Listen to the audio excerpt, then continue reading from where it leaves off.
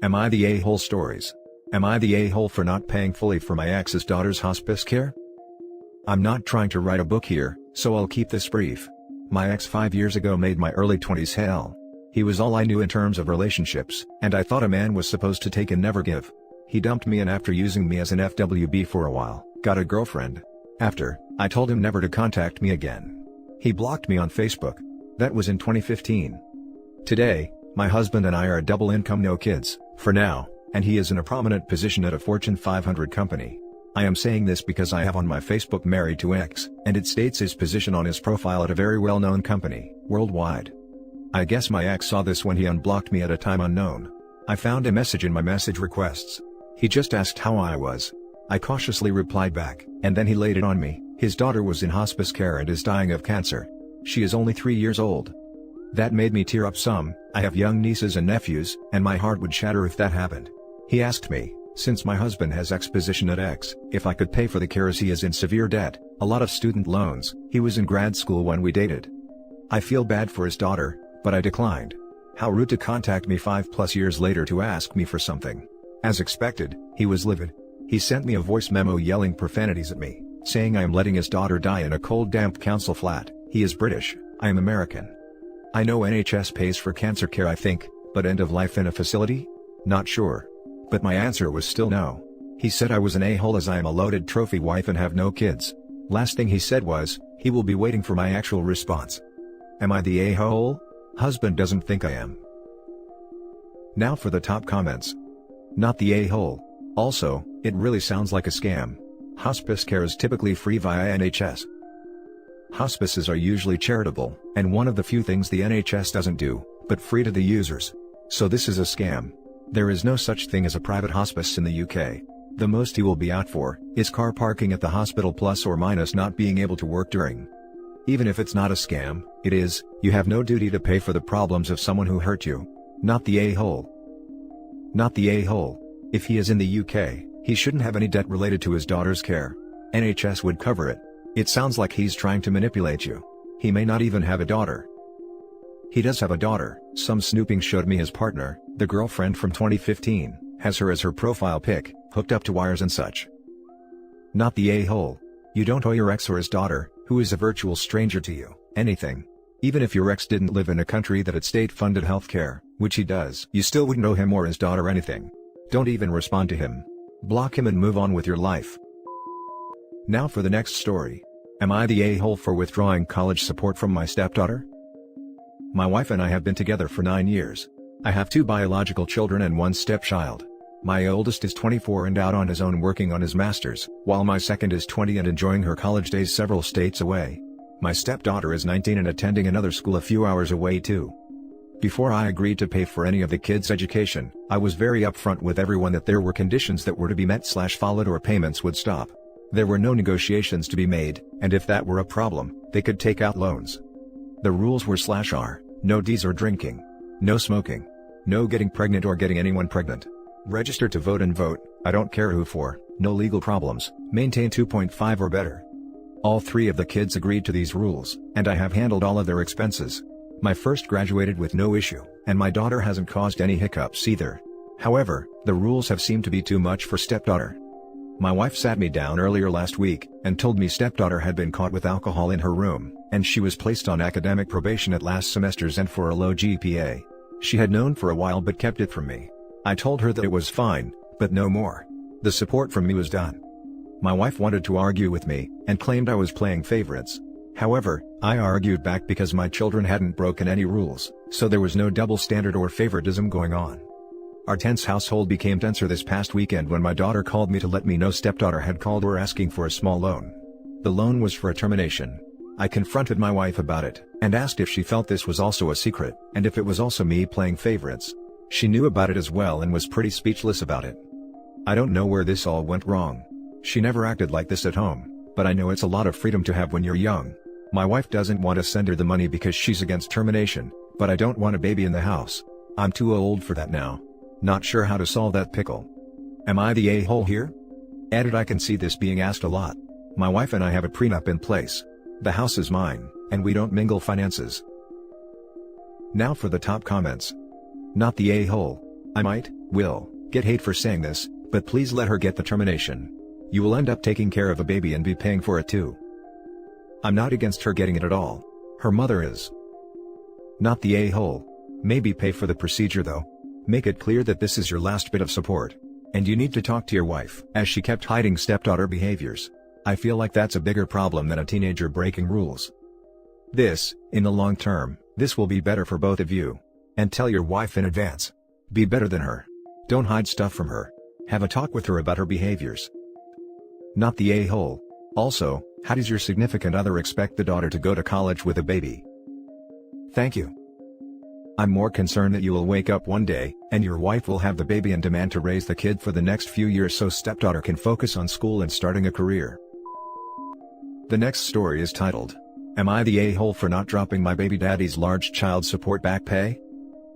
My daughter's father and I had her at a young age, both 19. I ended the relationship when I found out I was pregnant, due to his temper. On her first birthday, we went to court and he had seen her twice in that entire year. He was ordered to pay child support and I was to give him visitation as laid out by the courts. He quickly quit his job to go work for his dad for cash, and claimed he couldn't afford the $600 a month. We agreed through the courts to lower it to $300 per month. I worked 2 jobs and lived with my parents on and off to support her. Fast forward to present day, throughout the past 9 years he paid when he felt like paying. I'm very non-confrontational, and honestly, arguing with him brings back bad memories, so I only asked him about it when I was struggling. Well, about a year ago, Child Support Office finally caught up with him, and with his inconsistency in paying, he was nearly $30,000 behind in child support. Now by this point, I've married and had 2 more children. He's engaged and has another child. Our custody order states he only gets her every other weekend, and certain holidays depending on the year. But when child support caught up to him, he started asking for more time with her. She loves her dad and I wanted to do what's best for her, so I agreed, without going to court, and they keep her until Wednesday, sometimes Thursday every other week. Now he's asking me to drop his back pay because he gets her nearly as much as I do. I hate to sound bitter, but when he wasn't paying all those years, I really struggled to keep up with bills. And every time he'd say he couldn't pay, I'd get on Facebook or Instagram, and he'd have bought a new vehicle or a gun or boat to hunt with. I don't want him to think he shouldn't be held responsible for all those years, as he wasn't as big a part of her life as he is now. Am I the a-hole for keeping him obligated to his debt he chose to accumulate by not paying regularly? Now for the top comments. Not the a-hole. This situation probably should have been brought up to the courts when he first started not paying. The best thing you should do now is go to court, so they can enforce the debt. Dude is lucky the debt ain't $60K, considering the monthly was cut in half to $300 from $600. Plus, he started working under the table to avoid payment. Bet he didn't pay taxes either. IRS might like to know that. Now it sounds like he only upped his time with her so he could have the grounds to make this request. No. He had an obligation that he fumbled, and you picked up the slack. He owes you that money. Not the a-hole. Stick to your guns. Agreed. OP should be prepared for him to drop daughter like a hot potato after this. If she pursues it, he'll sulk and stop seeing daughter, and if she folds, he's got what he wanted and doesn't need to see daughter anymore. This isn't about current child support, this is to cover for when he wasn't providing any care and wasn't paying. OP may feel she's doing financially okay, but she's probably not thinking about how much harder it will have been to get financially stable, the lost savings, college fund, pension etc., that weren't built because he was paying. Meanwhile he's had all that. Not the a-hole. Child support is obligation for raising his daughter. He dodged that responsibility and now it's caught him. There are plenty of things $30K can do. Like a college fund or a hobby, karate, playing an instrument, playing a sport etc. Make him start paying it and use it for something good for your daughter that he can see too. Might make the payments more regular that way. Regardless, he owes your daughter that money, not you. He needs to pay it all. I mean, I agree with the basic sentiment of your comment, but in no way should OP feel obligated to spend all that on something for her kid. I feel like she did without a lot for many years. Those $30K is the part OP already spent herself over the years to take care of her child. I am 100% sure OP won't just go nuts with that money and spend nothing on her child, but OP deserves a little spoiling herself after all she's sacrificed. Now for the last story.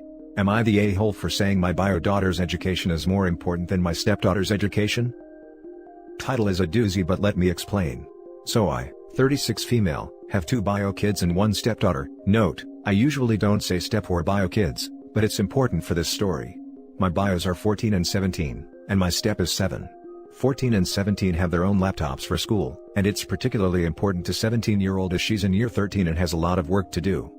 This morning, she came downstairs crying because her laptop shut off randomly and wouldn't turn back on. To make matters worse, she had coursework due. She had backed everything up, so I gave her my laptop, and within 10 minutes, she was back to working. The issue comes with 7-year-old and my husband, John, her father. 7-year-old is in primary school but is still given a small bit of work each week to be done, and the only way to access the work is on the computer. The school's website is super weird for phones. My husband and 7 usually do the work together, but today they couldn't because 17-year-old had my laptop. John came to me and asked where the laptop was. I explained what had happened and that 17-year-old had it. John got all annoyed and asked how 7-year-old was supposed to do her work. I said I'd dig up the old computer from the basement, but John did not like that idea.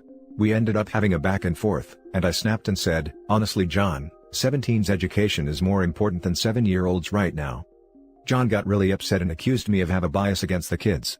I guess he told his family what I had said, because I got a few passive-aggressive texts from his mother and sister calling me a bad mother. Am I the a-hole? Edit. There seems to be some confusion on 7-year-old's education. She does not do online/live learning. All her work is on paper and in learning books provided by the school. The instructions to certain tasks are online, which is why John needed the laptop, but 7-year-old is not missing out on education by not having the laptop, as there are other tasks that were provided by her school that she can do. Her work also isn't time sensitive, they don't even have to hand it in. Now for the top comments. Not the a-hole. You didn't say your bio daughter's education was more important period, you said it was more important now. And you are right.